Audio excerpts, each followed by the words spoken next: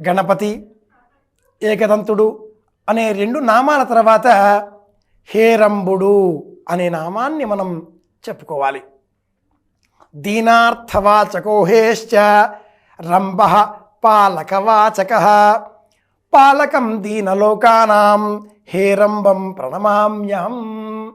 పాలకం దీనలోకానాం హేరంబం ప్రణమామ్యం. హే ప్రభు అని మనం పిలవగానే ఆ స్వామి ఇలా ప్రత్యక్షమవుతాడు. హేరంబుడు అంటే మనల్ని రక్షించి తన సన్నిధానంలోనికి స్వీకరించేటటువంటి వాడు అని అర్థం.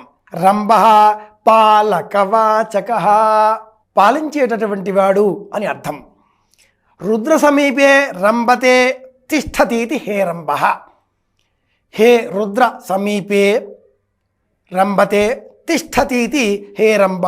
రుద్రుని వద్ద ఉండువాడు అని వివరణ చెప్పబడింది.